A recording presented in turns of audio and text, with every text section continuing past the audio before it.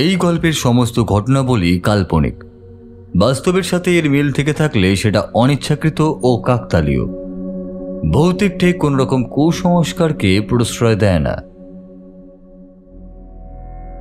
রূপসা নদীর চরে কেউই যায় না, বিশেষত সন্ধ্যার ঘনিয়ে আসার পর। ওই নদীর চরে বহুদিন ধরেই একটা অভিশাপ আছে। ওই অভিশাপ যদি কারোর ওপর পড়ে তাহলে সে আর ওইখান থেকে ফিরে আসে না। নদীর মধ্যে চলতে থাকা একটা সময়কালের মধ্যে সে আটকে যায় আর অনবরতই ঘুরতে থাকে। তার আর কোনোদিনও মুক্তি হয় না। অনিকেত নিজের মায়ের শরীর খারাপ থাকার দরুন বহুদিন পর শহর থেকে গ্রামের বাড়ি ফিরে আসছিল। সেইখানেই তার দেখা হয় রূপসা নদীর মাঝি মদনের সাথে। নৌকায় উঠে বসার পরেও মাঝি তাকে কিছুতেই নিয়ে যেতে রাজি হচ্ছিল না। সর্বদা কারুর জন্যই অপেক্ষা করছিল সে এলে নাকি নদীতে বান আসবে, তারপরই নাকি নৌকাও চলবে। খানিক অপেক্ষা করার পর অনেকে দেখতে পায় যে একজন মেয়ে তাদের নৌকায় উঠল। তার অবয়ব দেখা গেলেও তাকে কিন্তু দেখা যাচ্ছিল না। কে সেই স্ত্রীলোক? কেনই বা মদন তাকে পার করিয়ে দিয়ে নিজে লাফিয়ে পড়ল নদীর জলে? জানতে হলেই শিবাঙ্কনের কলমে লিখিত রূপসা নদীর অভিশাপ এই গল্পটা ভৌতিক ঠেক ইউটিউব চ্যানেলে শুনতেই হবে।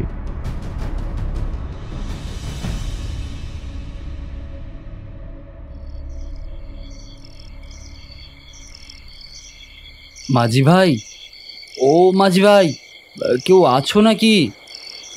ও মাঝি ভাই, মাঝি ভাই আছো? এমনিতে রাত তখন অনেক। রূপসা নদীর চর তখন ঘুমিয়ে পড়েছে নিশুতি রাতের চাদর গায়ে মুড়ি দিয়ে। শুধু ঘাটে বেঁধে রাখা একটা নৌকো, ছই দেওয়া দাঁড় টানা। এমনিতে রূপসা নদীতে পার হওয়ার জন্য নৌকোর কোনো নির্দিষ্ট সময় নেই।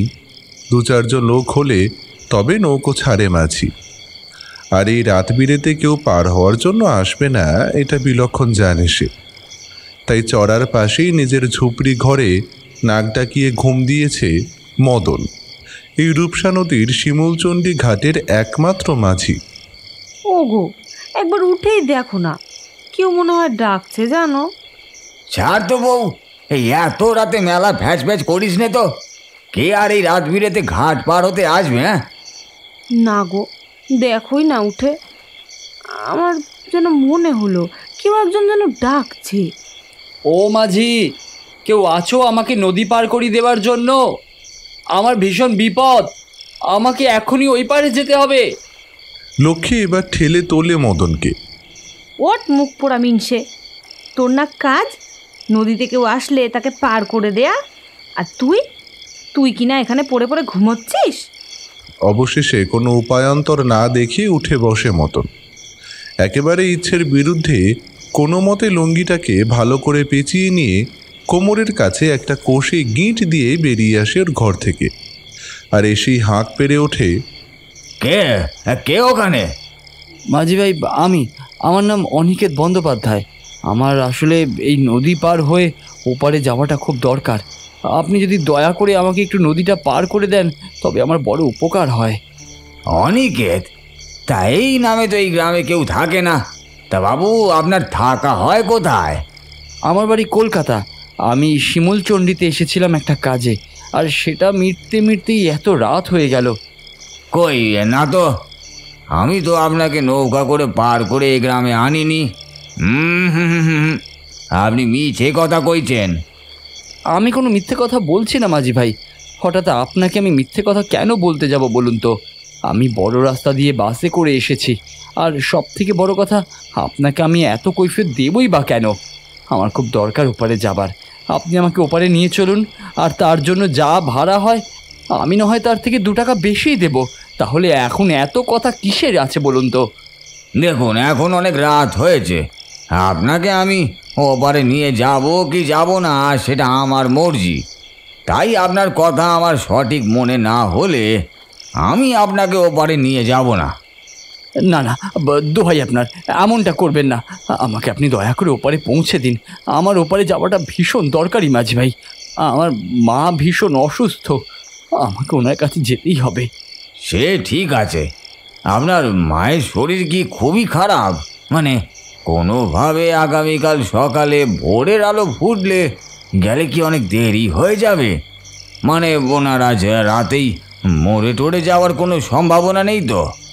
ছি ছি ছি, এ আবার কেমন কথা আপনার? আপনার এরকম কথা বলতে মুখে বাঁধলো না? নিহাত এখানে আর কোনো উপায় নেই, তাই আমি আপনাকে অনুরোধ করছি, আমাকে দয়া করে ওপারে পৌঁছে দিন। বিপদে পড়ে এসেছি, না হলে আপনার নৌকোয় আমার চাপার আর কোনো ইচ্ছা ছিল না। সে আমি আপনার কথা থেকে বুঝতে পেরেছি। আমার সাথেই রাত বিরেতে খোশ গল্প করতে আপনি এখানে আসেননি, বিপদে পড়েছেন তাই এসেছেন। কিন্তু একটা কথা মাথায় রাখবেন, এত রাতে রূপসা নদী পার হওয়া কিন্তু কম কিছু বিপদের নয়। মানে, আর নদী পার হতে বিপদের কি আছে? আমি তো সাঁতার জানি। জানেন, কলেজে পড়ার সময় আমি আমাদের ওখানে গঙ্গা সাঁতরে পার হতে পারতাম। এখন নেহাত অনেক বছরের অনভ্যাসে আর অতটা দম নেই আমার। কিন্তু এই রকম একটা সরু পিলপিলে নদী পার হওয়া কোনো ব্যাপারই নয় আমার কাছে। নেহাত জামা কাপড় ভিজে যাবে, আর সাথে আমার অফিসের কিছু দরকারি কাগজপত্র আছে, তাই আমি আপনাকে অনুরোধ করছি। রূপসাকে আপনার সরু পিলপিলে নদী বলে মনে হলো? আপনি জানেন বর্ষার সময় এই নদীতে কত জল হয়? আপনার কি কোনো ধারণা আছে তাতে? হ্যাঁ, সে হতে পারে, কিন্তু এই মুহূর্তে দেখে সেরকম আহামরি তো কিছু মনে হচ্ছে না। আমি সেই কথাই বলেছি আপনাকে। আর হ্যাঁ, একটা কথা হলো, পাড়ে দাঁড়িয়ে দাঁড়িয়ে এত কথা না বলে আমার মনে হয় নৌকা বাইতে শুরু করা ভালো। না, এখন কোনোভাবেই নয়। একটু পরে রূপসাতে বান আসবে, বান চলে যাবার আগে ওই নদীতে নামা যাবে না। বান? এই রকম একটা সরু 1 কোমর জলের নদীতে বান আসবে? এই রকম আবার হয় নাকি? আপনার নিশ্চয়ই মাথা খারাপ হয়ে গেছে। হয় হয়, সব হয়। আর তাছাড়া আপনি একা মানুষ, আপনাকে একা নৌকা পার করে আমার পর্দাতেও বসাবে না। অন্তত আরও একজন না হলে আমার খাটনির ভাড়াই উঠবে না। এই মরেছে, এই তো আরেক জ্বালা। এই এত রাতে আর একজন সহযাত্রী আমি কোথা থেকে জোগাড় করে আনবো বলুন তো? আচ্ছা আচ্ছা, আমি আপনার মতলব বুঝতে পেরেছি। ঠিক আছে, আমি না হয় আপনাকে 2 জনের ভাড়াই দেব। এবার তো তবে চলুন। ওই যে বললাম, নদীর বান চলে যাবার আগে ওই নদীতে নামা যাবে না। ও বড় রাক্ষসে নদী, রাক্ষসে ওর খিদে, আর সেই খিদের জন্য ও সব কিছু করতে পারে। মানে, আর এসব কি বলছেন কি আপনি? রাক্ষসে নদী, রাক্ষসে খিদে, এসব কথার মানে কি? আর বান আসবে মানেটাই বা কি আপনি আমাকে একটু বলবেন? আমি কলকাতায় বাগবাজার ঘাটে দাঁড়িয়ে গঙ্গায় বান আসা দেখেছি, সেসব অন্য জিনিস। এইখানে বান আসবে মানে কি? আমি কিছু বুঝতে পারছি না। হ্যাঁ, আসবে। আজ বৈশাখ মাসের কৃষ্ণ চতুর্দশী তিথি, আকাশে এখনো চাঁদ ওঠেনি। দেখুন, মাথার ওপরে কেমন ঘুটঘুটে অন্ধকার, আকাশ আর তাতে হাজার হাজার মণিমাণিক্যের মতো জ্বলে রয়েছে বিভিন্ন তারারা। দেখুন মাঝি ভাই, আমার এখন আকাশের তারা দেখার সময় নেই। আপনাকে বললাম না, আমার মা খুব অসুস্থ, তাই আমাকে ওপারে যেতেই হবে। আপনি চিন্তা করবেন না, আমি বলছি আপনার মায়ের কিচ্ছু হবে না। কিন্তু সাথে সাথে আমি এও কথা বলছি যে এই কৃষ্ণা চতুর্দশীর মাঝরাতে রূপসা পার হতে যাওয়া কিন্তু সাক্ষাৎ মৃত্যুকে নিমন্ত্রণ জানানো। মৃত্যু? এ কি বলছেন আপনি? আমি তো এর কিছুই বুঝতে পারছি না। আপনি এখানে আরেকটু দাঁড়ান, তাহলেই বুঝতে পারবেন। তার আসার সময় হয়ে গেছে, আর বড় জোর মিনিট খানেক, তারপরেই তিনি এসে পড়বেন এই রূপসার বুকে। রূপসা? সে আবার কে?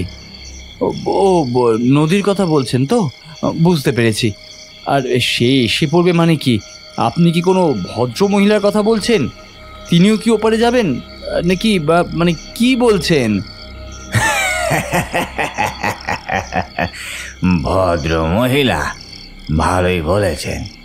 যিনি আসছেন তিনি নাকি আবার ভদ্র মহিলা।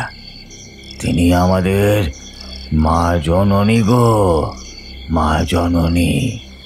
দেখুন, আমি আপনার কথা কিচ্ছু বুঝতে পারছি না, আর আমার মনে হচ্ছে আপনার সঙ্গে বৃথা কথা বলে আমাদের সময় নষ্ট ছাড়া আর কিছুই হচ্ছে না। আর আপনি যদি যেতে না চান তবে বৃথা বাহানা বানাবেন না, আমাকে সরাসরি বলে দিন, আমি বরং চলে যাচ্ছি। আর চেষ্টা করে দেখি নদী পার হবার অন্য আর কোনো উপায় আছে কি না। অন্য উপায় খুঁজে লাভ কিছু হবে না বাবু। আজ এখানে আর কোনো নৌকোও নেই। যেতে গেলে সেই আমাকেই যেতে হবে। তাই আমি আপনাকে বলছি, একটু অপেক্ষা করুন বাবু। তিনি আসলেই আমি নৌকা ছাড়ব। দেখুন দেখুন, আমার আর ভালো লাগছে না। এই আমি পরিষ্কার বলে দিচ্ছি, কিন্তু আপনি যেতে ইচ্ছে হলে চলুন, না হলে ছেড়ে দিন, কিন্তু এরকমভাবে আমার সময় নষ্ট করবেন না। আমার খুব অস্বস্তি হচ্ছে কিন্তু এবার। আমি আমার কথা বলেছি বাবু, এবার আপনার যা ভালো মনে হয় আপনি করুন। তবে হ্যাঁ, শুধু একটা কথা বলে দিই, ওই রূপসার ডান পাড়ের দিকে মোটেই যাবেন না। ওদিকে আজই একটা... দয়া করে আর নতুন কোনো গল্প ফাঁদবেন না। আমি বেশ বুঝতে পারছি আপনি আপনার কথার মায়াজালে আমার অযথা সময় নষ্ট করে দিচ্ছেন। আপনাকে আমি বারবার বলছি আমার মা অসুস্থ, আমাকে বাড়ি যেতে হবে, অথচ আপনি আর একটা কথাও শুনছেন না আমার। কি তখন থেকে আশারি গল্প বলে যাচ্ছেন, তাতে আমার সময় নষ্ট ব্যতীত আর কিছু সুরাহা হচ্ছে না মাঝি ভাই। কে বললো আপনার কোনো কাজে সুরাহা হলো না? আরে বাবা, এখনো যে প্রাণ নিয়ে এখানে দাঁড়িয়ে আছেন সেটাই বা কম কি? হ্যাঁ, আমি যদি কথা বলে এতক্ষণে আটকে না রাখতাম তবে কি এখনো বেঁচে থাকতেন? হ্যাঁ। অনিকেত বুঝতে পারে এই বুড়ো মাঝির সঙ্গে কথা বলে ওর কোনো লাভ হবে না, অথচ এই মুহূর্তে আর দ্বিতীয় কোনো নৌকো নেই যে ওকে রূপসা পার করে দিতে পারে। তাই এই বুড়ো বাজে বকা পাগলাটে মাঝিটার উপরে ভরসা করা ছাড়া ওর আর কিছুই করণীয় নেই। নিজের মনে মনে নিজেকে বেশ অসহায় লাগছিল ওর। অনিকেত কিছুই বুঝতে পারছে না ওর এখন কি করণীয়। ও কি করে নদীর ওপারে ওর মায়ের কাছে যেতে পারে। আর ঠিক তখনই ও দেখতে পায় একজন ভদ্র মহিলা ওদের নৌকোর দিকে এগিয়ে আসছেন। প্রচণ্ড অন্ধকারে প্রায় দুহাত দূরে কিছু দেখা না গেলেও সেই ভদ্র মহিলাকে আবছা দেখতে পাওয়া যাচ্ছিল ওনার হাতে ধরে থাকা একটা হ্যারিকেনের মৃদু আলোয়। হ্যারিকেনের আলোটা খুবই কমে এসে প্রায় নিভু নিভু হয়ে কোনো মতে নিজের অস্তিত্ব টিকিয়ে রাখার চেষ্টা করছে। আর তারই ক্ষীণ আলোয় যেটুকু দেখা যায় তাতে এর বেশি কিছুই বোঝা যায় না। আস্তে আসুন মা জননী, হ্যাঁ আস্তে আস্তে আসুন। আমি আপনার জন্যই অপেক্ষা করে রয়েছি। আমি তো জানি আজ আপনি আসবেন। অনিকেত বুঝতে পারে মদন মাঝি এই ভদ্রমহিলাকে চেনে, আর এই ভদ্রমহিলা আসবেন বলেই ও এতক্ষণ নৌকো না ছেড়ে নানা আদারে বাদারে কথা বলে সময় নষ্ট করে যাচ্ছে। তবে সেই ভদ্রমহিলাকে দেখে অনিকেতের একটু সন্দেহও হলো। এরকম গৃহস্থ বাড়ির ভদ্রমহিলা একা এত রাতে কেন নদী পার হতে আসবেন সেটা ওর মাথায় এলো না। বরং অনিকেত ভাবল তাহলে ওর দ্বিতীয় সহযাত্রী এসে যাওয়ায় মাঝের আর নৌকো ছাড়তে কোনো অসুবিধে হবে না। সেই ভাবনা থেকেই ও বলল, বেশ, এবার তবে নৌকো ছাড়বেন তো? সেই নৌকোর মাঝি যেন কেমন একটা করুণভাবে কাষ্ঠ হাসি হেসে অনিকেতকে বলল, হ্যাঁ, আপনারা তবে নৌকায় উঠে বসুন, আমি একটু পরেই নৌকা ছাড়ব। আচ্ছা বাবু, আপনার মায়ের কি যেন বললেন, শরীর খারাপ নাকি কি হয়েছে? উনি আপনার জন্য অপেক্ষা করে আছেন তাই না? হ্যাঁ, আছেনই তো। আসলে মায়ের বয়স হয়েছে, আমি ছাড়া আর সেরকম দেখার কেউ নেই মাকে। জ্ঞাতি গোষ্ঠী যা আছে তারা আজ সন্ধেবেলা কিছু ওষুধপত্র দিয়েছে, কিন্তু তার বেশি আর কিছুই নয়। আমি গিয়ে পৌঁছালে ডাক্তার দেখিয়ে ঠিকঠাক মতো চিকিৎসার একটা ব্যবস্থা করতে পারবো। সেই জন্যই তো তখন থেকে তাড়াহুড়ো করছি আমি, আর আপনি তো কিছুতেই যেতে চাইছেন না। হ্যাঁ হ্যাঁ বাবু, এই তো যাচ্ছি। আসলে আমি আগে নৌকা ছেড়ে দিলে এই মা জননীকে ঘাট পার করে দেওয়ার জন্য আর কেউই থাকতো না। কিন্তু বাবু, একটা কথা বলুন, আপনার নিজের কোনো দাদা বা ভাই কেউ নেই? দেখুন, নেই বললে মিথ্যে বলা হবে। আছে সবই, আমার 2 দাদা আছে, তবে ওই থেকেও না থাকার মতনই। তার মানে আপনার মাকে তারা দেখেন না? দেখা আর কি, মা বেঁচে আছে না মরে গেছে সেই খোঁজও তারা নেয় না। বড়দাদা বিয়ে হওয়ার পর চাকরি নিয়ে শহরে চলে যায়। প্রথম দিকে কয়েক মাস কিছু টাকা মানি অর্ডার করে পাঠিয়েছিল, ওই বড়জোর 3 কি 4 মাস। তারপর থেকে সেসব বন্ধ। আর মেজদাদা এখনও বিয়ে করেনি, সে আবার এখানে নয়, পাটনায় থাকে। কিন্তু যতবারই শুনেছি তার নাকি কারখানার অবস্থা ভালো নয়, তাই এখানে আসেও না আর টাকা পয়সাও পাঠায় না। তাই মা এখন পুরোপুরি আমার দায়িত্বই হয়ে দাঁড়িয়েছেন। কি আর করব বলুন তো? হ্যাঁ, তা যা বলেছেন বাবু, এখন এই আমাদের অবস্থা। বুড়ো হয়ে গেলে বাবা মার প্রতি দায়িত্ব আর কেই বা নিতে চায়? এই আমার কথাই ধরুন না, ঘর সংসার ছেড়ে এতগুলো বছর এখানেই পড়ে আছি, নিজের লোকেরা কেউ একবারও খোঁজও নেয় না। এইসব সুখ-দুঃখের কথা বলতে বলতে মদন আর অনিকেত পলির চড়া পার হয়ে নৌকোর কাছে এসে দাঁড়িয়েছে ততক্ষণে। আর নিজের কথা বলার মধ্যেই হঠাৎ করে থমকে গিয়ে মদন বলে ওঠে, বাবু, এইখানটা একটু ঘুরে ওই দিক দিয়ে যান।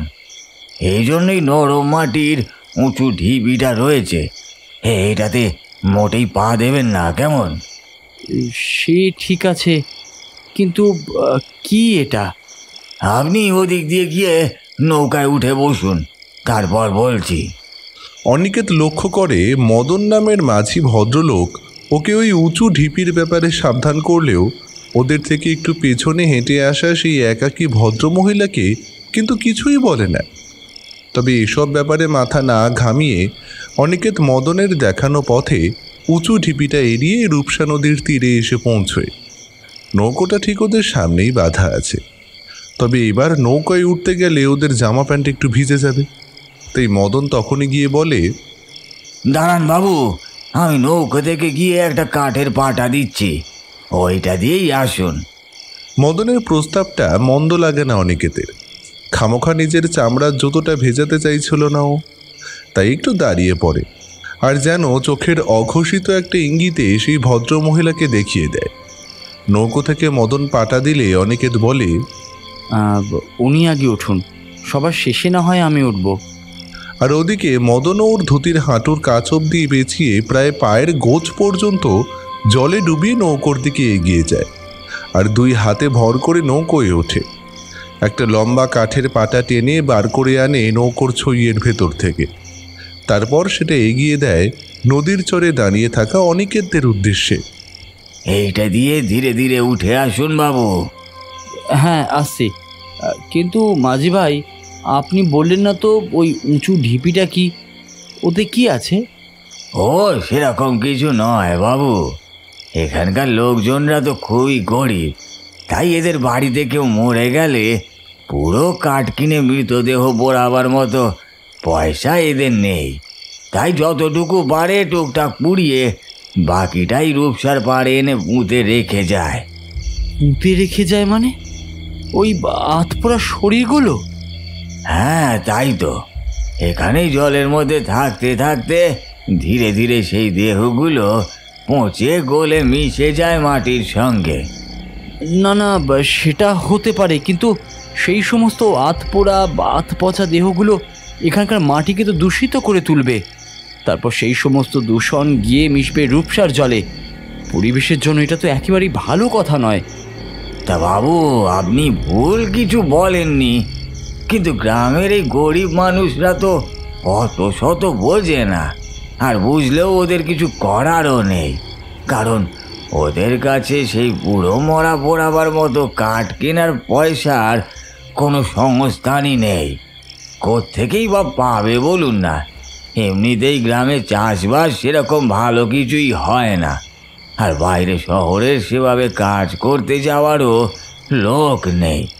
তাই সব মিলিয়ে আমাদের এই শিমুলচণ্ডী গ্রামটা একেবারে পুরো দস্তুর পিছিয়ে পড়া একটা গ্রাম হয়েই রয়ে গেল।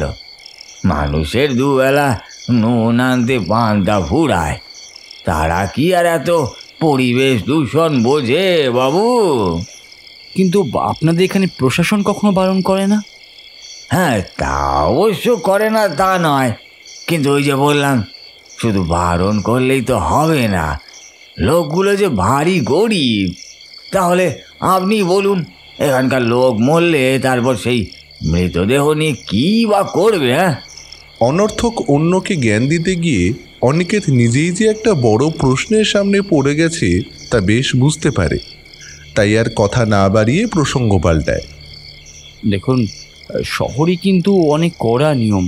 প্রত্যেকের নিজস্ব নিজস্ব ধর্ম হিসাব করে তাদের সম্প্রদায়ের মৃতদেহ সৎকার করার ব্যবস্থা করা আছে। একদম কাগজে কলমে লেখাপড়া করে খাতায় সেই মৃত ব্যক্তির নাম লিখে তবেই এসব করা যায়। হ্যাঁ, সে অবশ্য আমি শুনেছি। শহরে সব কিছু নিয়ে অনেক প্যাচাল। মানুষ জ্যান্ত থাকতে কেউ তার খোঁজ নেয় না, অথচ মরে গেলে তার অনেক ফিরিস্তি। এই যেমন দেখুন না, আপনি আপনার মায়ের কথাই বলছিলেন। 3 ছেলে থাকতেও এই মুহূর্তে তাকে দেখার কেউই নেই।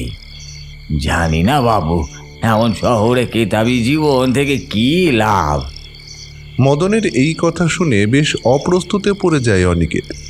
তবে অনিকেত খেয়াল করে দেখেছে, আর মদন এতক্ষণ অনর্গল কথা বলে গেলেও ওদের সঙ্গে থাকা তৃতীয় সহযাত্রী সেই ভদ্রমহিলা একটাও কথা বলেননি।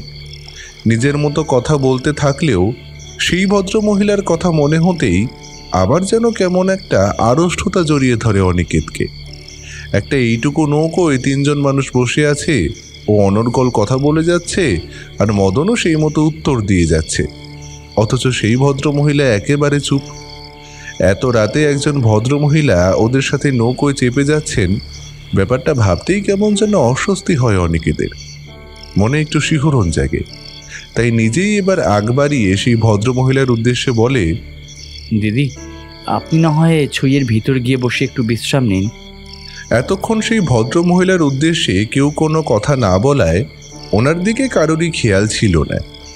এই প্রথমবার অনিকেত ওনার উদ্দেশ্যে কিছু বলায় উনি যেন একটু নড়ে ওঠেন, আর অনিকেত ওনার দিকে ভালো করে তাকিয়ে দেখে। ভদ্রমহিলার পরনে বেশ দামি গরদের শাড়ি আর গা ভর্তি গহনা। এমনিতে এতক্ষণ দেখা না গেলেও নৌকোর মধ্যে জ্বলতে থাকা হ্যারিকেনের আলো মাঝে মাঝে সেগুলোর উপর পড়ে যেন আলো ঠিকরে বের হয়ে আসছিল। তবে সেই ভদ্রমহিলা অত্যন্ত সচেতনভাবে ওর সমস্ত গয়নাকাটি লুকিয়ে রেখেছিলেন আঁচলের আড়ালে। অনিকেতের বেশ অবাক লাগে। এত দামি দামি ভারী সোনার গয়না এমনিতে কোনো সাধারণ ছাপোষা বাড়ির গৃহবধূ বলে তো মনে হচ্ছে না। ও বুঝতে পারে ওর মানে, কিন্তু এই ভদ্র মহিলাকে সেটা জানার জন্য একটা তীব্র কৌতূহল তৈরি হচ্ছে। কিন্তু ওনার সামনে বা কোনো প্রসঙ্গ ছাড়াই ওনার পরিচয় কি তা জানার তো কোনো উপায় নেই। আর সব থেকে বড় কথা, অনিকেত যখন নৌকোয় ওঠার জন্য এসেছিল তখন মদন মাঝি ওর পরিচয়, বাড়ির ঠিকানা সব কিছু জানতে চাইলেও একবার ওই ভদ্রমহিলার ক্ষেত্রে তো সে কথা বলেনি। তাই অনিকেত তো ধারণা করেই নিয়েছিল মাঝি বোধ হয় এই মহিলাকে চেনে। তাই আর কথা না বাড়িয়ে এই ভদ্রমহিলাকে ছইয়ের ভেতর ঢুকে শুয়ে পড়তে বলে নিজে এসে মদন মাঝির পাশে বসে। কি গো, নৌকাতে তো ওঠা হলো, এবার দাঁড় বাইতে শুরু করো। বাবু, আপনার আমার কথায় কিছু খেয়াল থাকে না। আপনাকে যে এতবার করে বললাম, নদীর বান ফিরে না গেলেই নদীতে দাঁড় পাওয়া যাবে না। এবারে সত্যি সত্যিই বিরক্ত হয় অনিকেত। প্রথম কথা, কখন এই রূপসা নদীতে বান আসবে ব্যাপারটাও ঠিক বুঝে উঠতে পারছে না। আর দ্বিতীয় কথা, যদি বান আসেও তবে বানের মধ্যে নৌকোয় উঠে বসে থাকার যুক্তিটা কি? বান চলে যাওয়ার পর তো নৌকোয় ওঠা উচিত ছিল। বানের সময় নদীর মধ্যে ভাসমান নৌকোয় বসে থাকা সে তো বিপদের সমান। আর সেটা জিজ্ঞেস করতে যাবে ঠিক তখনই মদন মাঝি বলে ওঠে, মা জননী, বান আসার সময় হয়ে গেছে, আমার পেন নাম নেবেন মা জননী? অনেকের দেখে সেই ভদ্রমহিলা তখনও ঠিক একই রকমভাবে নৌকোতে বসে রয়েছে, আর ওদিকে রূপসা নদীর জল যেন ধীরে ধীরে দুলতে শুরু করেছে। অনিকেত বুঝতে পারে জলে ধীরে ধীরে একটা ঢেউ উঠছে। চমকে ওঠে অনিকেত। তবে কি সত্যি মাঝি যে বান আসার কথা বলেছিল সেই বানই আসছে? ধীরে ধীরে নৌকোর দুলুনি বাড়তে থাকে, আর সেই দুলুনিতে মনের ভেতর যথেষ্ট ভয়ের সঞ্চার হয় অনিকেতের। অনিকেত জানে সেরকম ভয়ঙ্কর বান এলে নৌকো উল্টেও যেতে পারে, তাই তৎক্ষণাৎ নৌকোর ওপর উঠে দাঁড়িয়ে পারে লাফিয়ে নেমে পড়ার কথাও ভাবে অনিকেত। তাতে অন্তত নৌকো উল্টে জলে গিয়ে পড়ার সম্ভাবনাটা একটু কমবে। আর ওর উঠে দাঁড়াবার সঙ্গে সঙ্গে মদন চিৎকার করে ওঠে, বসুন, এই একদম চুপ করে বসুন, মা জননীর বিদায় বেলায় একদম বিরক্ত করবেন না। এভাবে হঠাৎ করে মাঝির কাছে ধমক খেয়ে অনিকেত একদম ঘাবড়ে যায়। তাই উঠে দাঁড়িয়ে আবার ধপ করে সেখানে বসে পড়ে, আর বোকার মতো মাঝির দিকে তাকিয়ে দেখতে থাকে। লোকটার কথা কিছুই বুঝে উঠতে পারে না অনিকেত। মা জননীর বিদায় বেলায় কথাটার মানে কি? আর ও খুব ভালো করে সেটা বোঝে যে এই প্রশ্নের উত্তর ও পাবে না যতক্ষণ না এই মা জননীর পরিচয় সে জানতে পারবে। এদিকে ততক্ষণে রূপসার জল উথাল পাথাল হতে শুরু হয়েছে। নৌকোটা এদিক ওদিক হয়ে দুলতে থাকে, আর তারই মধ্যে অনিকেত একটা কাঠের পাটাতনকে দুহাতে আঁকড়ে ধরে কোনো মতে বসে থাকে। আরও দেখতে পায় মদন ওর হাতের দড়ি ছেড়ে দিয়ে নৌকোর খোলের ভিতরেই হাঁটু মুড়ে বসে সেই মা জননীর উদ্দেশ্যে নৌকোর পাটাতনে মাথা ঠেকিয়ে প্রণাম জানাতে থাকে। কিছুই বুঝতে পারে না অনিকেত। হঠাৎ করে নৌকোটা আরেকবার বেশ জোরে দুলে ওঠে, আর ভয়ে চোখ বন্ধ করে নেয় অনিকেত। কিন্তু চোখ খুলতেই দেখে, মা, মারে, তোর সন্তানদের ভালো রাখিস মা। অনিকেত মদনের সেই ভক্তি ভরা প্রণামে ওর দিকে একবার তাকিয়ে আবার ফিরে তাকায় সেই ভদ্রমহিলার দিকে, কিন্তু তিনি আর সেখানে নেই। নৌকোর ছইয়ের ভেতরে যে পাটাতনের উপর উনি বসেছিলেন সেই পাটাতনটা খালি। শুধু সেই ভদ্রমহিলার হাতে করে আনা হ্যারিকেনটা তখনও নিভু নিভু জ্বলছে, কিন্তু সেই মানুষটা নেই। কোথায় গেলেন উনি? তবে কি রূপসার জলের বানে উনি জলে তলিয়ে গেলেন? আর মাঝি বা এমন অদ্ভুত ব্যবহার কেন করছে? অনিকেত একটা অস্ফুটে চিৎকার করে ওঠে, ওই ওই ওই ভদ্রমহিলা কোথায় গেলেন উনি? উনি চলে গেছেন, উনি ওনার গন্তব্যের পথে চলে গেছেন। ব্যাপারটা কি বলুন তো? উনি হয়তো জলে পড়ে গেছেন, কিন্তু কলেজে পড়া অনিকেত নিজের মনে মনে প্রশ্ন করে, ওই ভদ্রমহিলা যদি জলে পড়ে গিয়ে থাকেন তবে তো একটা শব্দ হবে, কিন্তু এরকম তো কোনো শব্দ হয়নি। বানের জল আসার জন্য যেটুকু জলের ঢেউয়ের শব্দ সেটা তো আলাদা। নৌকোর গায়ে জলের ঢেউ আঘাত পেয়ে যেরকম শব্দ হয় সেরকম। তাহলে সেই ভদ্র মহিলা কোথায় গেলেন? মা, মারে, এই গ্রামটাকে রক্ষা করিস মা। আপনি ঠিক করে বলুন তো, ওই ভদ্রমহিলা কে ছিলেন? আমার মনে হচ্ছে আপনি সব কিছু জানেন, কিন্তু তখন থেকে এখনো পর্যন্ত আপনি নৌকা বাইতেও শুরু করেননি, আবার রহস্য করে সঠিক কথাটা আমাকে বলেনও নি। অনেকের দেখে একবার সেই মাঝি ওর দিকে একবার আর চোখে কাত করে দেখলেও সেরকম পাত্তা দেয় না, বরং বেশ তড়িঘড়ি কোমর অবধি ঝুঁকে হেঁটে সেই ছইয়ের ভেতর ঢুকে গিয়ে সেই ভদ্রমহিলা যে পাটাতনের উপরে বসেছিলেন সেটার তলায় হাত ঢুকিয়ে কিছু একটা খুঁজতে থাকেন। আর কয়েক মুহূর্তের মধ্যেই বেশ হাসি হাসি মুখে হাতে করে কিছু একটা বের করে নিয়ে আসে। অনিকেত সেই হ্যারিকেনের আলোয় দেখে সেই মাঝির হাতে কোনো একটা সোনার অলংকার। সেটা কি তা বোঝার ক্ষমতা অনিকেতের নেই, তবে সেটা যে সোনার তৈরি আর খুব সম্ভবত সেই ভদ্রমহিলার গায়ে পড়া গয়নাগুলো থেকেই ওখানে খুলে পড়েছে, সেটা বুঝে নিতে অনেকেদের কোনো অসুবিধে হয় না। কি ওটা দেখি? ও সব কিছু না, ওটা মা জননীর আশীর্বাদ। চলুন এবার আমরা সত্যি সত্যি নৌকা ছাড়ি। বান চলে গেছে, আর কোনো ভয় নেই। কিন্তু আমি তো কিছুই বুঝতে পারছি না। এই ভদ্রমহিলা এলেন, আবার কোথায় অদৃশ্য হয়ে গেলেন? আর আপনার হাতে ওটা কি? ওটা নিশ্চয়ই সেই ভদ্রমহিলার কোনো গয়নার অংশ।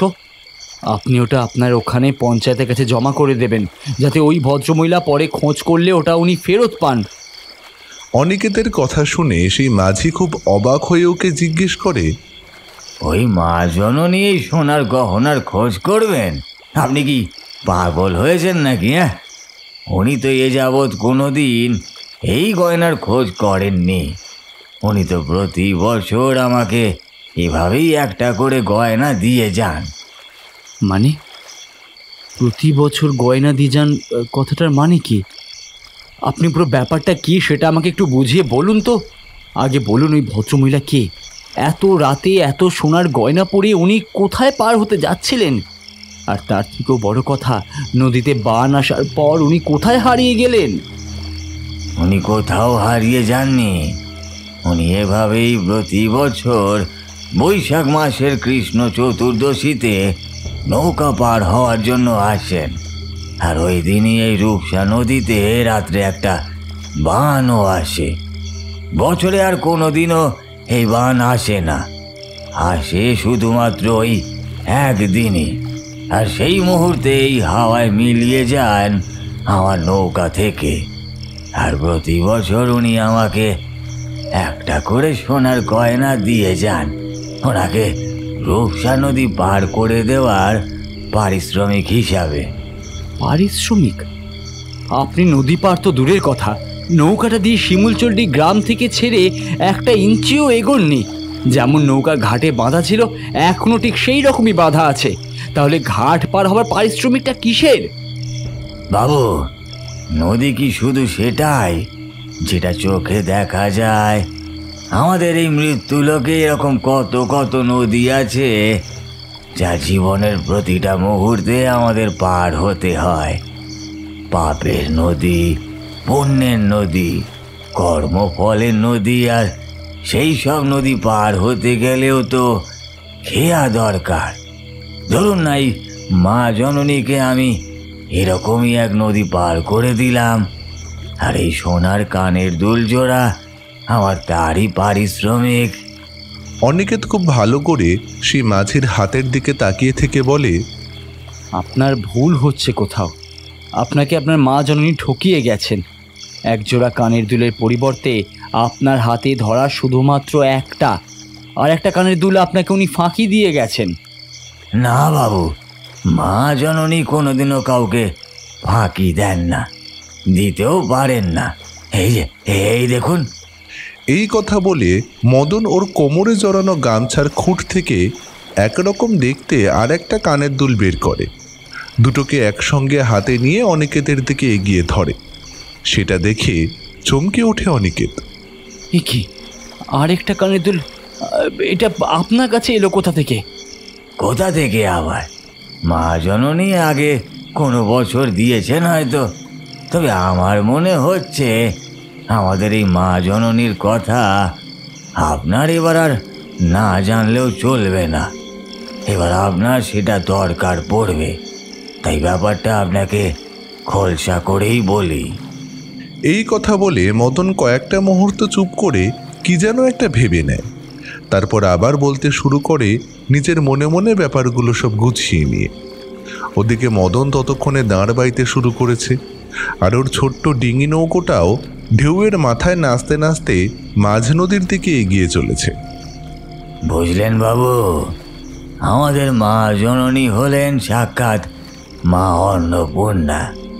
আমাদের গ্রামের জমিদার শিবপ্রতাপ নারায়ণের কনিষ্ঠ পুত্র চন্দ্রপ্রতাপ নারায়ণের স্ত্রী। ওনার নাম বীরজা সুন্দরী। শুধু মা দুর্গার নাম নয় বাবু, উনি কাজেও মা দুর্গা। জমিদার চন্দ্রপ্রতাপ নারায়ণ, এই নামটা আমি শুনেছি, কিন্তু সে তো অনেক দিন আগেকার কথা। হ্যাঁ বাবু, তা তো হবে। তা নয় নয় করে বছর 30-32 তো হবেই। সে কি আর আজকের কথা গো বাবু? সেই চন্দ্রপ্রতাপ নারায়ণের পর থেকে এই রূপসা নদী দিয়ে কত জল বয়ে গেছে, কেই বা তার খোঁজ রেখেছে বলুন দেখিনি? অনেক অনেক দিন আগের কথা। তবে আমাদের ছোট রানীমা এখনো এই শিমুলচণ্ডী গ্রামের প্রতিটা মানুষের মনে রয়ে গেছেন। উনি সাক্ষাৎ মা অন্নপূর্ণা ছিলেন। আর এই দেখুন না, এই এত বছর পরেও ঘাট পার হওয়ার পারিশ্রমিক হিসাবে এত দামি সোনার গয়না আমাকে দিয়ে গেলেন। তাহলে তাহলে আপনি বলুন বাবু, উনি সাক্ষাৎ মা অন্নপূর্ণা নন কি, তাই না? মদন মাঝির কথা শুনে চমকে ওঠে অনিকেত। ও আলো আধারের মধ্যে এই ভদ্রমহিলার বয়স যতদূর আন্দাজ করতে পেরেছে তাতে খুব বেশি বয়স্ক নয়। তাই তো ও একবার কথা বলার সময় ওনাকে দিদি বলেও সম্বোধন করেছিল।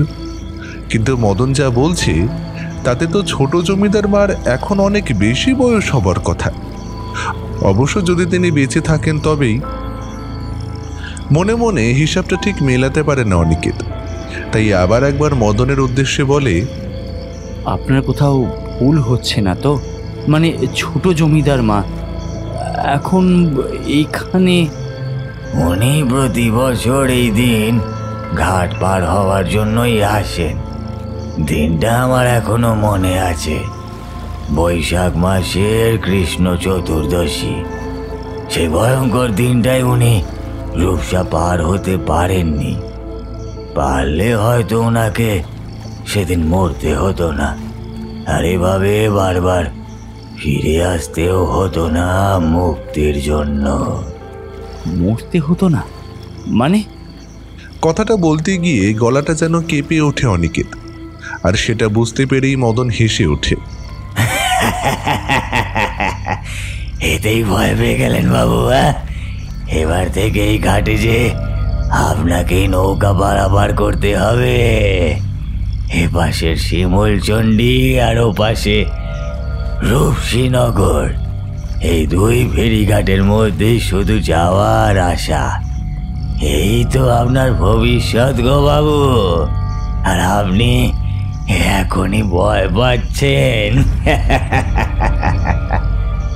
কি মানে? এইসব কথার মানে কি? এটাই এই রূপসা নদীর ধর্ম গো, আবার অভিশাপও বলতে পারেন।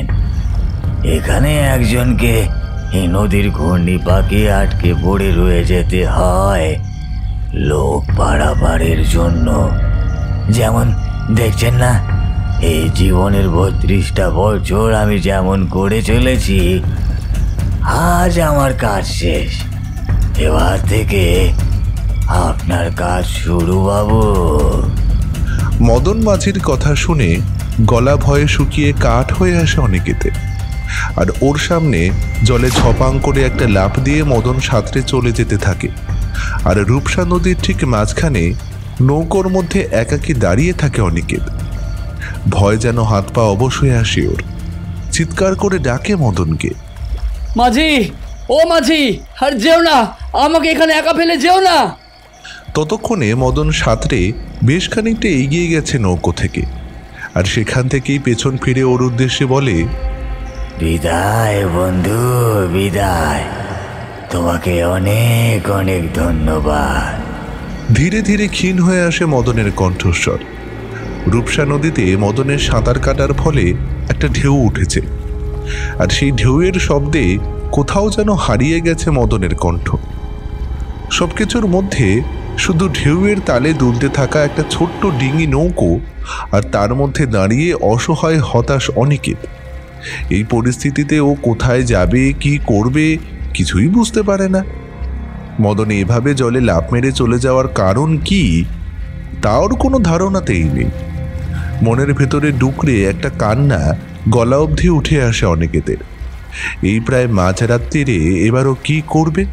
সেটা ভেবেই কান্না পায় ওর। পাটাতনে বসে হাউ হাউ করে কেঁদে ওঠে অনিকেত। নৌকোর পাটাতনের ওপর মাথা ঠুকতে থাকে ও। অনিকেত, ওঠো, এখন তোমার পড়ে পড়ে কান্নার সময় নয়। হঠাৎ একটা নারী কণ্ঠ শুনে ধর্মর করে উঠে বসে অনিকেত। কোনো একজন মহিলা ওকে ওর নাম ধরে ডাকছেন। অনিকেত, উঠো। এবার অনিকেত উঠে বসে শির দ্বারা সোজা করে ও দেখতে পায় নৌকোর ছইয়ের ভেতরে সে ভদ্রমহিলা আবার এসেছেন, যাকে মদন মাঝি মা জননী বলে ডাকছিল। তবে একটু আগে যে হ্যারিকেনটা জ্বলছিল সেটা এখন নিভে গেছে। তবে শেষ রাত্রে পূর্ব আকাশে ততক্ষণে হালকা চাঁদের রেখা দেখা গেছে। আর অনিকেত যেখানে বসে আছে সেখান থেকে সোজাসুজি সেই ছইয়ের উল্টো দিকে তখন সেই ক্ষীণচন্দ্রকে দেখা যাচ্ছে।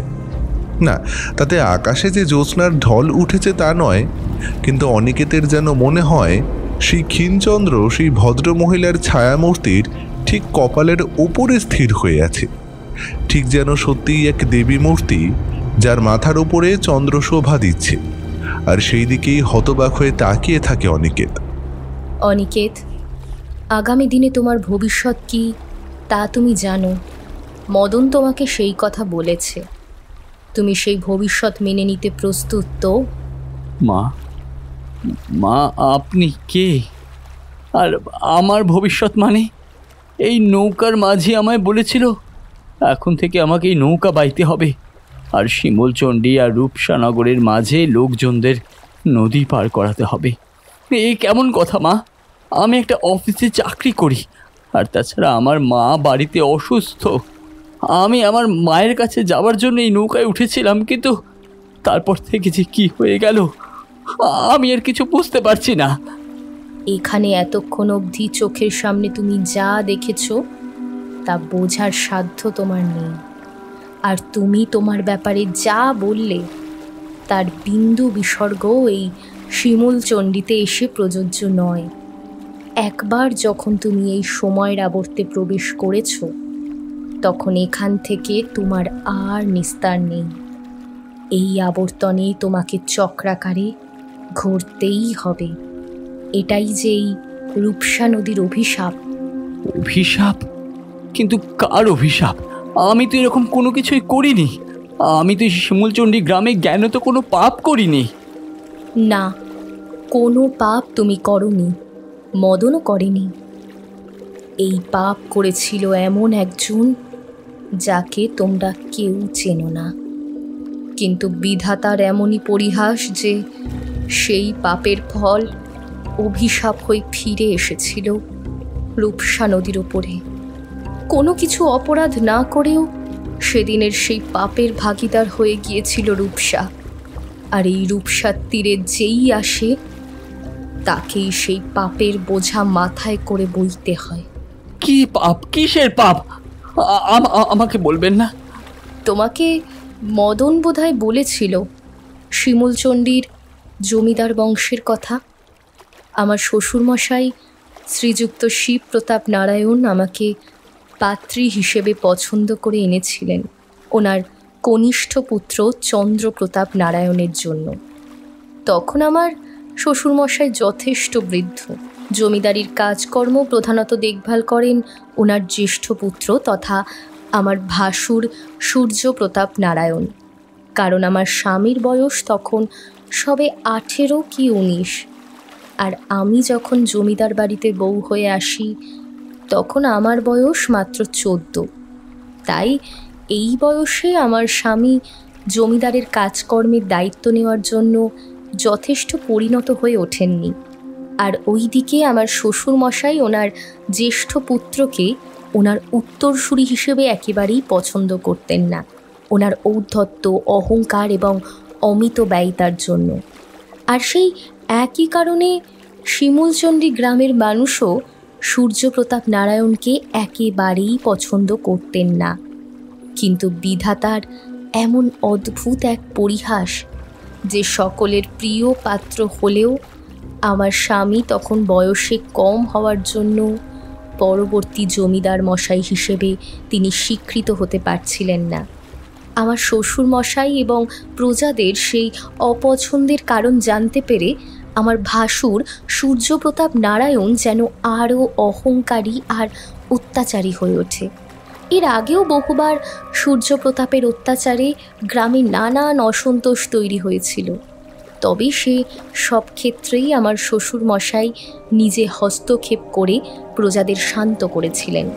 কিন্তু এইবার তিনি আর হস্তক্ষেপ করলেন না, বরং বলা যায় এর আগের তুলনায় এইবারের অশান্তির মাত্রা কম হলেও যেহেতু আমার ভাসুরের অত্যাচারে সকলেই অতিষ্ঠ ছিল, তাই মানুষের মধ্যে বিক্ষোভ দানা বাঁধতে সময় নেয় না।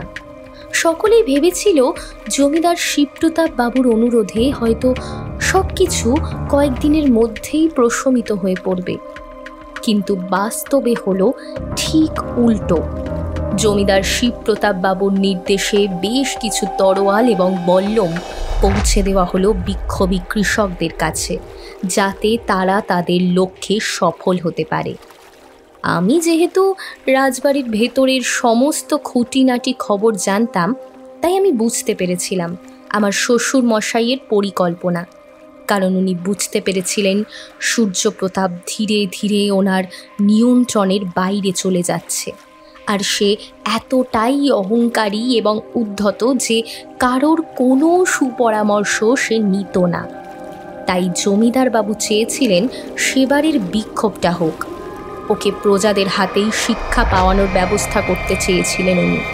আর সেই সুযোগেই গ্রামের সাধারণ প্রজাদের কাছে আমার ভাসুরের গ্রহণযোগ্যতা নেই এটাই প্রমাণ করে উনি আমার স্বামীকে পরবর্তী জমিদার ঘোষণা করতে চেয়েছিলেন। কিন্তু আবারও বিধাতার এক অদ্ভুত পরিহাসে সেই সমস্ত খবর গিয়ে পৌঁছায় আমার ভাসুর মশাইয়ের কাছে। তাই জমিদার বাবুর পরিকল্পনার বিপরীতে আর একটা পৃথক পরিকল্পনা তৈরি করে রাখে ওই শয়তান। কি রকম পরিকল্পনা? সূর্যপ্রতাপ বুঝতে পেরেছিল ওর পরবর্তী জমিদার নিযুক্ত হতে পারাটা প্রায় অসম্ভব, আর ওর সেই সব থেকে প্রতিবন্ধকতা আমার স্বামী এবং আমি। তাই এই হট্টগোলের পরিস্থিতিতে ও আমাদের দুজনকে এই পৃথিবী থেকে সরিয়ে দেওয়ার পরিকল্পনা করে, কারণ ও এটা বুঝে গেছিল যে ও যদি আমার স্বামীকে হত্যা করতে পারে তবেই ওর পরবর্তী জমিদার হওয়া সম্ভব, নচেত নয়। কিন্তু সব থেকে বিপদের ব্যাপার হলো আমরা ওর এই ঘৃণ্য পরিকল্পনার কিছুই জানতে পারিনি। তাই সেদিন রাতেও পরিচিত কিছু লোককে পাঠিয়ে বিশেষ কোনো কাজের কথা বলে আমার স্বামীকে ডেকে নিয়ে যায় ওর মহলে। আর উনি খুব সহজেই অন্যের কথা বিশ্বাস করতেন বলে আমার স্বামীও তার দাদার এই আমন্ত্রণকে কিছুতেই ফেরাতে পারে না। তবে আমার কেমন যেন একটা অশুভ ইঙ্গিতের উপলব্ধি হয়েছিল, তাই আমি বহুবার বারণও করেছিলাম, কিন্তু উনি আমার কোনো কথাই শোনেননি। আর যখন গ্রামের অত্যাচারিত কৃষকেরা সেদিন রাত্রে ওনার মহল আক্রমণ করে, তখন সকলের অলক্ষ্যে সূর্যপ্রতাপ সেখান থেকে বের হয়ে গেলেও বেঁধে রেখে যায় আমার স্বামী চন্দ্রপ্রতাপকে, আর সেখানেই জীবন্ত দগ্ধ অবস্থায় মারা যায় এই গ্রামের ছোট জমিদার বাবু। এই সব কিছুর মধ্যে সব থেকে লাভবান হয় সূর্যপ্রতাপই, কারণ আমার স্বামীর অনুপস্থিতিতে ওকে জমিদার ঘোষণা করা ছাড়া আমার শ্বশুর মশাইয়ের আর কোনো দ্বিতীয় উপায় ছিল না। আর দ্বিতীয়ত, এতদিন নানা অসন্তোষ প্রকাশ করলেও এই প্রথমবার সরাসরি আক্রমণ এবং সেই আক্রমণে ছোট জমিদার বাবুর মৃত্যু দেখিয়ে তৎকালীন ইংরেজ সরকার প্রশাসনের সহমর্মিতা টেনে নেয় নিজের প্রতি, আর প্রত্যেক বিক্ষোভকারী কৃষকদের ধরে ধরে মৃত্যুদণ্ড দেয় সরকারি লাট বাহাদুর সাহেব। আর তারপর ওই শয়তান সূর্যপ্রতাপ মেতে ওঠে এক অদ্ভুত খেলায়। ওর তখন একমাত্র লক্ষ্য আমি, কারণ ততদিনে প্রায় বছর ঘুরে গেছে আর আমার শ্বশুরমশাই আমাকেই জমিদারি দেখাশোনার ভার দিয়েছেন আমার স্বামীর অবর্তমানে। আর আমিও ওনার আশীর্বাদ মাথায় নিয়ে যথাসাধ্য চেষ্টা করে চলেছি। আর তারই ফলস্বরূপ ততদিনে গ্রামের মানুষজন এবং ইংরেজ প্রশাসন কর্তৃপক্ষের সাহায্য ও বিশ্বাস আমি অর্জন করতে পেরেছি। কিছুতেই সেটা মেনে নিতে পারেনি ওই শয়তান সূর্যপ্রতাপ। ও শুধু সুযোগের অপেক্ষায় ছিল কবে ও আমার ওপর প্রতিশোধ নিতে পারে, কারণ ও এটা ভালো করেই বুঝতে পারত যে আমার স্বামীর মতো সরল মনে আমি ওকে বিশ্বাস করে নেব না। তাই আমাকে প্রতারিত করে শেষ করে দেওয়া ওর খুব একটা সহজ হবে না। কিন্তু ভাগ্যের এক অমোঘ পরিহাসে ও যেদিন সেই সুযোগ পেল, সেদিন আমি ছিলাম নিরুপায়। আমি জানতাম সেটাই ছিল সেই মোক্ষম সময়, যে সময় সে আমাকে আক্রমণ করতে পারে। কিন্তু ওই যে বললাম, আমি নিরুপায় ছিলাম ভাগ্যের হাতে। দিনটা ছিল বৈশাখ মাসের কৃষ্ণ চতুর্দশী। আমার রাজবাড়ির প্রতিষ্ঠাতা কালী মন্দিরের বাৎসরিক পুজোর দিন। আর প্রথা অনুসারে আমাকে মা কালীর ঘট স্নান করিয়ে নিয়ে যেতে হতো এই রূপসা থেকে। এখানে নদী বলতেই রূপসাই, তাই পুজো হোক বা শ্রাদ্ধ শান্তি, শিমলচণ্ডীর সব কাজই আমাদের এই নদীতেই করতে হয়। আমি যখন মায়ের ঘট মাথায় নিয়ে রূপসার পাড়ে আসি, তখনই সূর্যপ্রতাপ ওর অনুগত লোকজন নিয়ে চড়াও হয় আমার ওপরে। দু হাতে মাথার ওপর ঘট ধরে থাকায় আমার পক্ষে কোনো রকম প্রতিরোধ করার ক্ষমতা ছিল না। আর সেই মুহূর্তে এই রূপসার তীরে সূর্যপ্রতাপ ওর তরোয়ালের মুহুর্মুহ আঘাতে আমাকে ক্ষত বিক্ষত করে দেয়। আর তারপর আমি এই রূপসার চরে জ্ঞানহীন হয়ে পড়ে গেলে গলিত লাক্ষা আমার ওপর ঢেলে দিয়ে তাতে আগুন লাগিয়ে দেয়। আগুনের ছোঁয়ায় আমার জ্ঞান ফিরলে আমি চিৎকার করে সবাইকে ডেকেছিলাম, কিন্তু কেউ এগিয়ে আসেনি আমাকে বাঁচাতে। যখন আমার শরীরটা দাউ দাউ করে জ্বলছে, তখন আমি অনুরোধ করেছিলাম রূপসার এক ফোঁটা জলের জন্য, কিন্তু কেউ আমাকে এক ফোঁটাও জল দেয়নি। ওরা চিৎকার করে উল্লাস করছিল তখন। কিন্তু আমি জানি রূপসা সেদিন চেষ্টা করেছিল। সেই দিন প্রথম রূপসায় বান আসে। রূপসা তার প্রতিটা জলের বিন্দু দিয়ে চেষ্টা করেছিল আমার উত্তপ্ত শরীরটাকে শীতল করতে, কিন্তু পারেনি। এই নদীর পাড়ে দাঁড়ানো মাঝি সেই সময় হতবাক হয়ে তাকিয়েছিল, কিন্তু এগিয়ে এসে রূপসার সেই বানের জল আমার গায়ে ছিটিয়ে দেয়নি। তাই তখনকার মতো মনের মধ্যে জমে থাকা রাগ থেকে সেই মাঝিকে আমি অভিশাপ দিয়েছিলাম, ওর কোনো দিন মুক্তি হবে না, আজীবন ওকে এই হত দারিদ্রতার জীবনযাপন করতে হবে। আর আমি যেদিন তাকে জোরের গহনা দেব, সেদিন তার মুক্তি হবে। তবে তাকে অন্য আরেকজনকে নামিয়ে দিয়ে যেতে হবে, যে তারপর থেকে এই কাজ করে যাবে। আর এখন এটাই এখানকার প্রথা।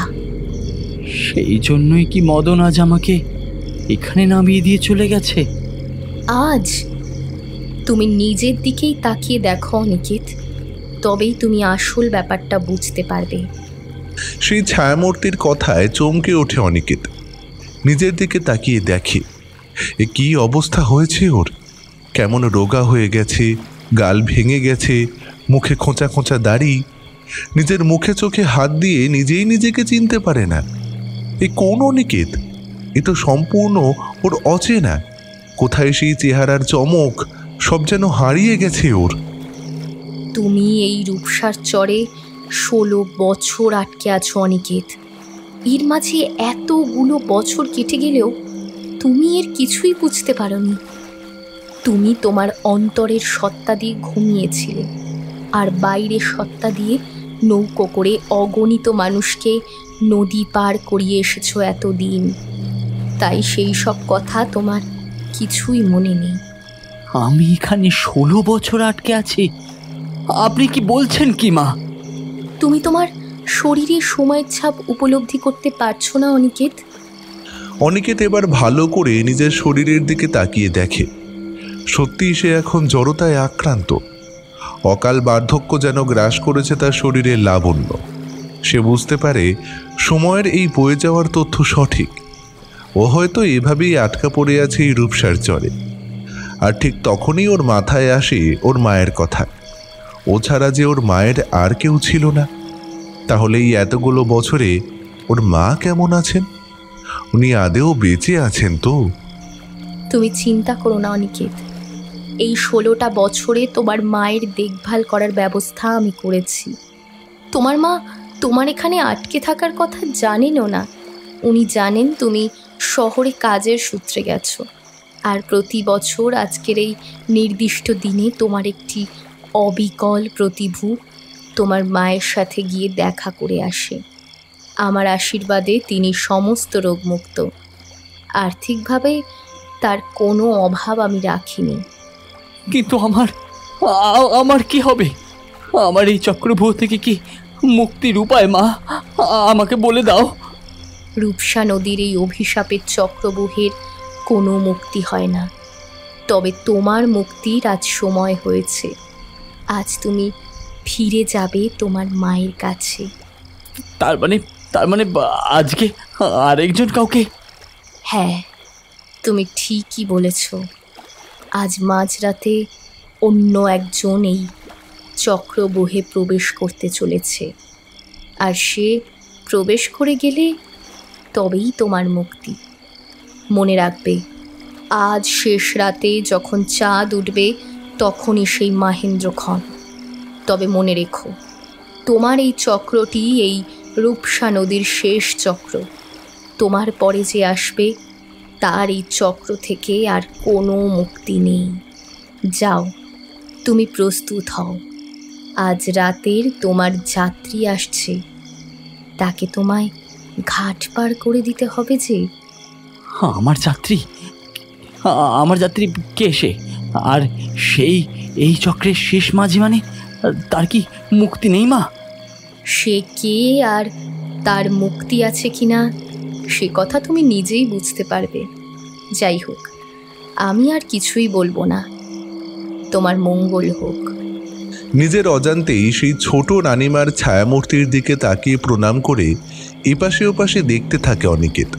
আর তখনই সে শুনতে পায়, মাঝি, এই রাতে এখানে কি কেউ আছিস যে আমাকে এই রূপসা নদী একটু পার করে দিবি? অনিকেত দেখতে পায় শিমুলচণ্ডী গ্রামের জমিদার সূর্যপ্রতাপ নারায়ণ ধীর পায়ে নদীর দিকে হেঁটে আসছে।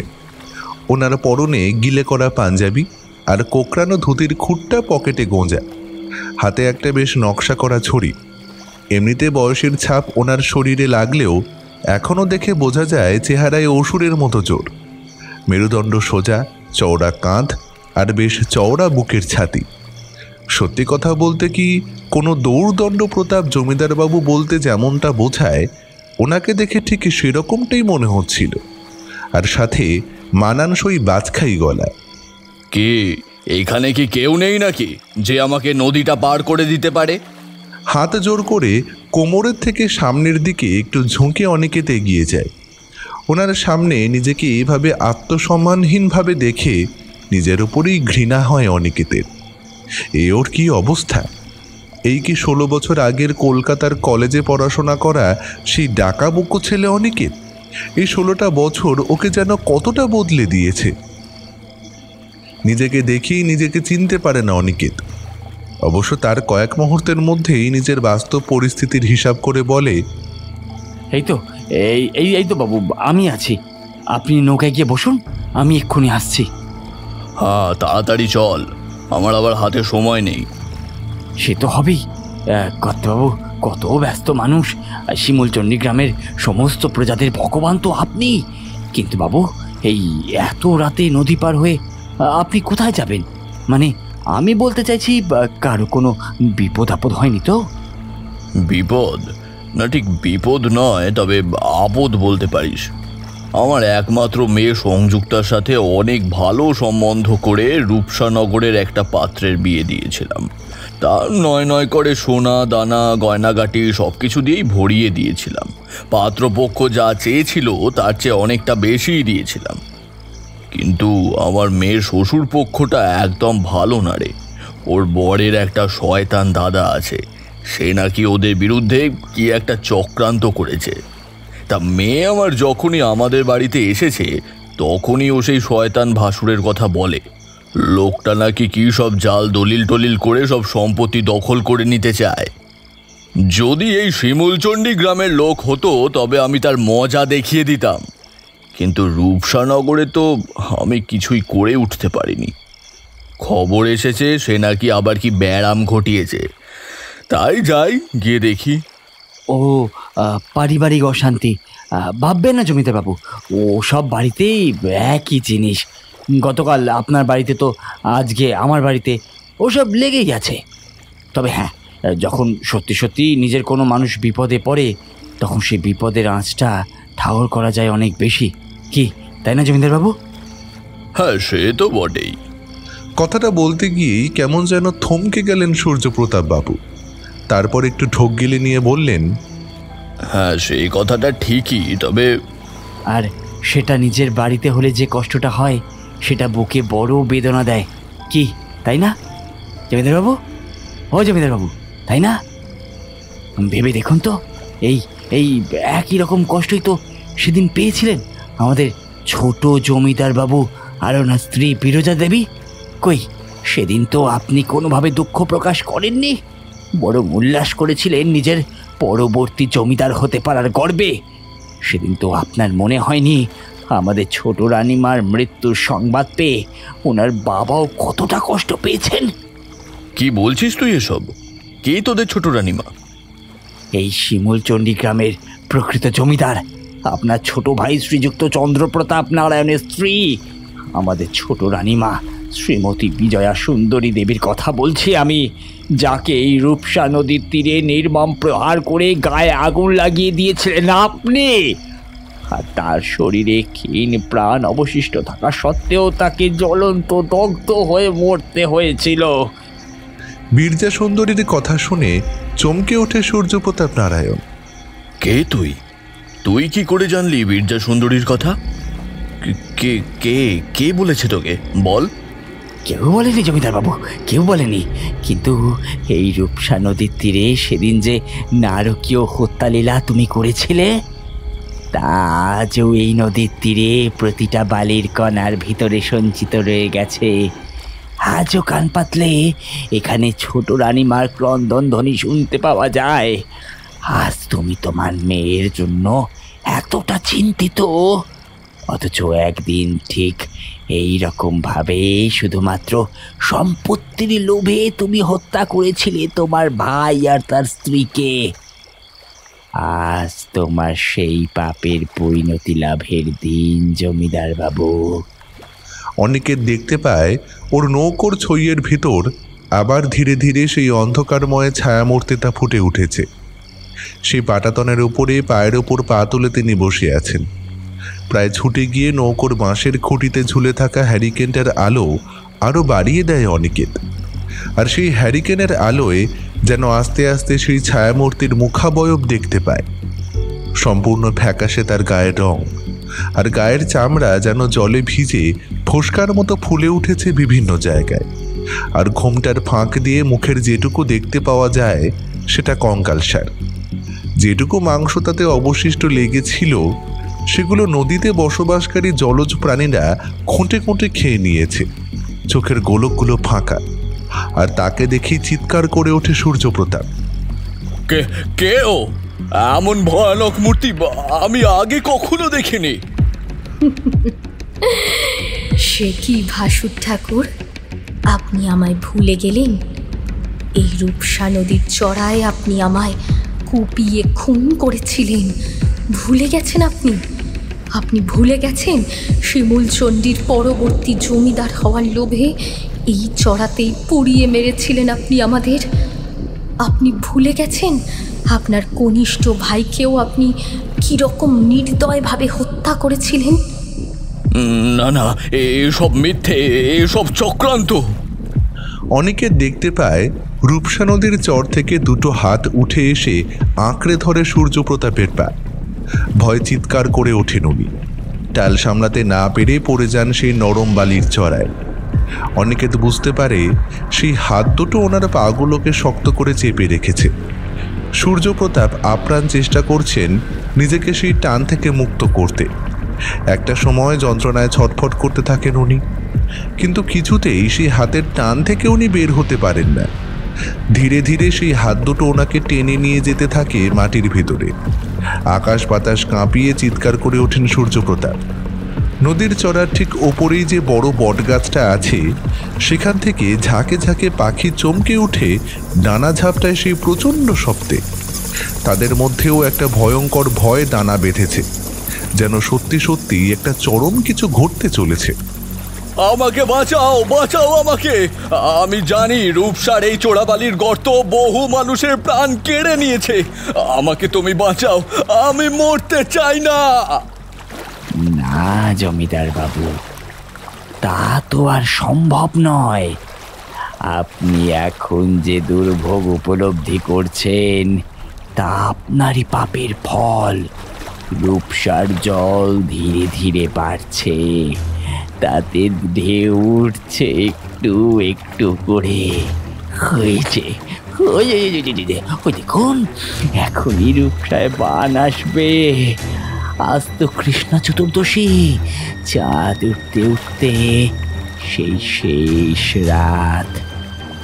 আর যখন পূর্ব দিগন্তে চাঁদের ক্ষণিক রেখা দেখা যাবে, ঠিক তখনই এই শিমুল চণ্ডীর পাড়ে এসে আছড়ে পড়বে রূপসার বান, ফুঁসে উঠবে রূপসা।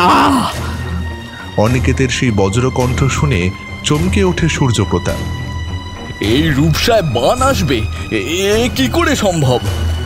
হ্যাঁ জমিদার বাবু, এই রূপসায় প্রতি বছর আজকের দিনে বান আসে। প্রতি বছর বৈশাখ মাসের কৃষ্ণ চতুর্দশীতে। আপনার সেই নারকীয় হত্যালীলা দেখে যখন এখানে উপস্থিত সকলে শিহরিত হয়ে উঠেছিল, কিন্তু কেউ প্রতিবাদ করতে পারেনি। তখন একমাত্র প্রতিবাদ করেছিল রূপসা। সেদিন বান এসেছিল। তারপর থেকে প্রতি বছর এই নির্দিষ্ট দিনে বান আসে রূপসায়, আর ভাসিয়ে নিয়ে যায় সব কিছু। আর আজও সেই বান আসবে। তুমি প্রস্তুত হও সূর্যপ্রতাপ, চন্দ্রের সময়ের চক্র পরিবর্তন হচ্ছে যে। প্রচণ্ড ঢেউয়ের ধাক্কায় কেঁপে ওঠে নৌকোটা, আর তার থেকে ছিটকে জলে গিয়ে পড়েন সূর্যপ্রতাপ। অনেকের জানে ওকে ছোট রানীমা বলেছেন এবার ওর মুক্তি। বানের ঢেউ ফিরে যাওয়ার মুহূর্তে অনেকের ঝাঁপ দেয় রূপসায়। আর একবার পেছন ঘুরে দেখে সেই দোদুল্যমান নৌকোর একটা পাটাতন আঁকড়ে ধরে বসে রয়েছেন সূর্যপ্রতাপ। আর ওদিকে চন্দ্রদেব উদিত হচ্ছেন শেষ রাত্রিতে। ওনার মুক্তির সময় আসন্ন, ওর পথ চলা শেষ। আর পাপের প্রায়শ্চিত্ত শুরু সূর্যপ্রতাপের। ও প্রবেশ করে গেছে সময় আবর্তনের নতুন চক্রে। এবারে ওকে খেয়া পার করে যেতে হবে দুই ঘাটের মধ্যে। অনিকেত আর একবার পেছন ফিরে দেখে নদীর চরের মধ্যে থেকে সেই একজোড়া হাত শক্ত করে ধরে রেখেছে সূর্যপ্রতাপের দুটো পা, আর উনি গায়ের সমস্ত শক্তি দিয়ে তা খুলবার চেষ্টা করছে। অনেকে জানে বৃথা, সবই বৃথা। ওই এতগুলো বছরেও তা খুলতে পারেনি, আজ পেরেছে ছোট রানীমার অনুগ্রহে। তেমনি সূর্যপ্রতাপকেও অপেক্ষা করে যেতে হবে সময়ের পরবর্তী আবর্তনের। কথাটা মনে হতেই চমকে ওঠে অনিকেত। মা বলেছিলেন ওর ক্ষেত্রটাই ছিল সময়ের শেষ আবর্তন চক্র। তবে কি সূর্যপ্রতাপের আর কোনো দিন মুক্তি নেই?